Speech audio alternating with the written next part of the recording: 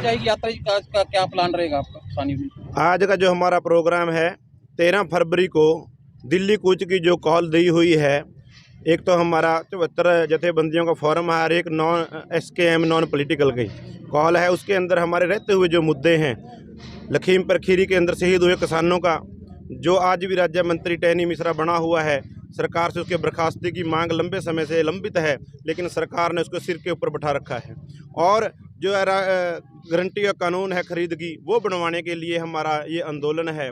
और इस सरकार ने वादा किया था जब आने से पहले नरेंद्र मोदी जी ने कि हम स्वामीनाथन की रिपोर्ट लागू करेंगे, कर्जा मुक्त करेंगे, लेकिन किसी बात के ऊपर भी इन्होंने काम नहीं किया। और उल्टा जो हमारा एक 13 के अंदर कानून बना था अधिग्रहण, उसके अंदर किसानों की सहमति थी 80% कि आपकी मर्जी है, आपने ज़मीन देनी है नहीं देनी है। उस पूरे कानून को बदल दिया गया। उसके अंदर 4 गुना किसानों को रेट मिलता था अगर एक्वायर करती थी सरकार, लेकिन वो इन्होंने 2.5 गुना कर दिया गया है। और किसी की सहमति की कोई उसके अंदर वो नहीं रखी। जब मर्जी सरकार चाहे तब किसान को ज़मीन से बाहर कर सकती है। वो 2013 वाला जो अधिग्रहण कानून है, वो भूमि अधिग्रहण बिल है, वो लागू हो। और गन्ने की पेमेंट की बात है, गन्ने का हमारा जो 450 रुपये से ऊपर रेट बनता है, उसे रेट लेने की बात है। इन सभी मुद्दों के ऊपर हमने 13 तारीख को दिल्ली कूच करना है। तो सभी से पूरे किसानों को जागरूक करने के लिए ट्रैक्टर रैलियां निकाली जा रही हैं। ये पिछले हफ्ते से चल रही हैं। आज कुरुक्षेत्र के अंदर है, कल कैथल के अंदर था, और कल मोहाली और पटियाला के अंदर है, परसों को पंचकुला के अंदर है, और 5 तारीख को बिलासपुर यमुनानगर के अंदर ऐसी ट्रैक्टर मार्च निकाल कर अपने किसानों को जागरूक करना है। और लोगों को बताना है कि हमने दिल्ली जाकर अपनी सभी मांगें मनवानी है। जैसे प्राइवेट बिजली बिल है, वो पूरी आवाम को उसका इफेक्ट होगा। वह यहाँ पर प्राइवेट जो बिजली सरकार ने बनाई, सरकार ने बड़े बड़े प्लांट लगाए, लेकिन वो प्राइवेट इनको सौंप दिया गया है। वो मन चाहे रेटों के ऊपर हमारे से बिल वसूल करेंगे और सभी को समस्याएं आएंगी। और एक जो बिजली अपना पराली वाला जो मसला है, पोल्यूशन एक्ट है, उसके अंदर हमारे साथ वादा किया था इन्होंने कि हम इस एग्रीकल्चर को इससे बाहर रखेंगे, लेकिन ना बिजली बिल रद्द किया, ना ही वो किसानों को बाहर रखा गया। सैकड़ों हजारों किसानों के ऊपर इन्होंने मुकदमे दर्ज किए पिछली बार। इन सभी मांगों को लेकर हमने दिल्ली कूच करना है जब तक ये सरकारें हमारी बात नहीं मानेंगी, और तब तक हम अपना आंदोलन को जारी रखेंगे। मेन इसके अंदर पूरे देश के अंदर जो इफेक्ट करेगा, गारंटी की खरीद का कानून बनवाना है। कोई भी किसी किसान के साथ धोखा ना हो, लूट ना हो, सब की सब फसलें MSP के नीचे ना खरीदी जाए। कोई भी खरीदे, लेकिन MSP के रेट से ना खरीदा जाए, कम ना खरीदा जाए। उसे बनवाने के लिए हमने ये आंदोलन चलाया हुआ है। ये रूट कहाँ कहाँ रहेगा? आजकल इन साथियों को लोकल पता ज्यादा होगा, लेकिन इन बाद बारवा, मिर्जापुर, कंधड़ा और तहुआ, खानपुर, बारना और गराड़ से ऐसे चलेगा। सर, जो कल बजट आया, बजट के बीच में बताया गया किसानों के लिए खास तौर पे काफी प्राकृतिक खेती और डेयरी के ऊपर ध्यान दिया जाएगा। इसके बारे में क्या? बड़ा ध्यान दिया है सरकार ने।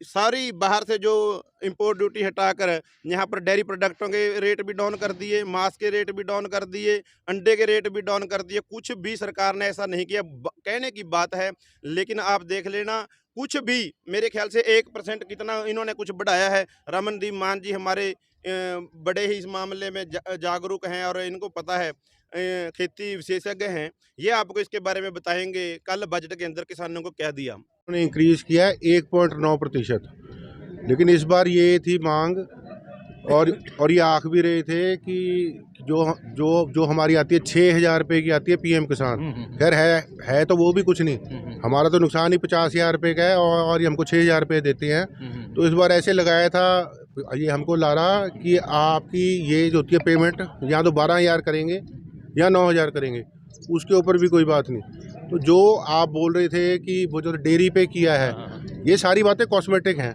हमें तो जब जो हमारी फसल है उसी का रेट नहीं मिलता। अब अगर बातें बड़ी बड़ी करनी है तो वो तो इनको 8-9 साल हो गए हैं, तो बातें तो जो मर्जी करते रहो।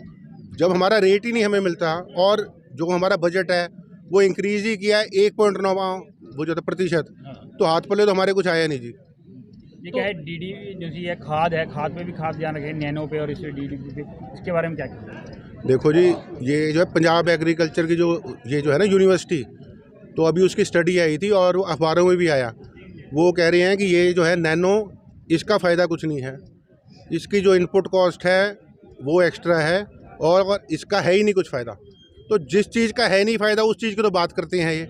हमारी तो बात सीधी है, यूरिया यारिया तो हम अपने आप देख लेंगे, हमारा जो रेट है फसलों का उसका तो कुछ करो, उसके ऊपर कोई बात करते ही नहीं।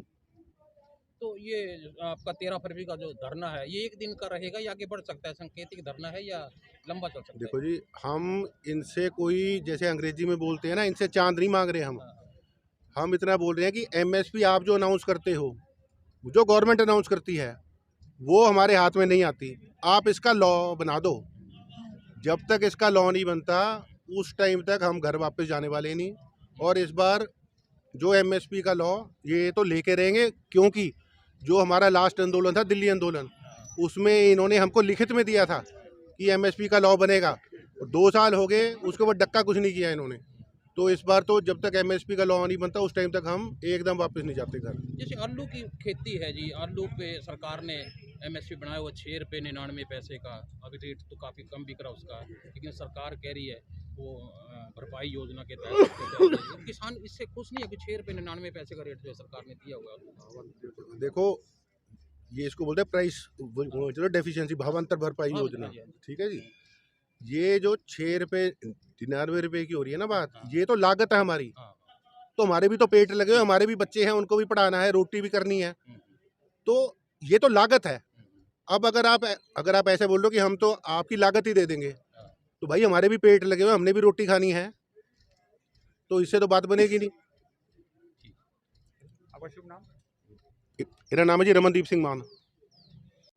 तो भाई साहब, जो एमएसपी की हमारी योजना, गारंटी योजना थी, वो नहीं इन्होंने दी।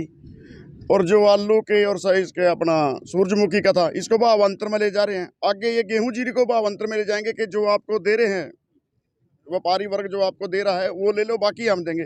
देना दाना कुछ नहीं है। जैसे पहले गैस पे सब्सिडी दी थी, आज मात्र 4 रुपये रह गई है वो। ऐसे ही लोगों को ये मतलब उसमें डाल रहे हैं और एक प्राइवेटाइजेशन कर रहे हैं। हमारे लड़के बाहर जा रहे हैं, क्यों जा रहे हैं ये? अगर यहाँ हमारे को रोज़गार मिल जाए, नौकरी मिल जाए, तो क्यों जाएंगे बाहर? किसानी पहले गुरु नानक देव जी ने कहा था कि उत्तम खेती मध्यम व्यापार, तो आज तो भाई साहब बिल्कुल नीचता पा लिया ये जो खेती का है हमारा।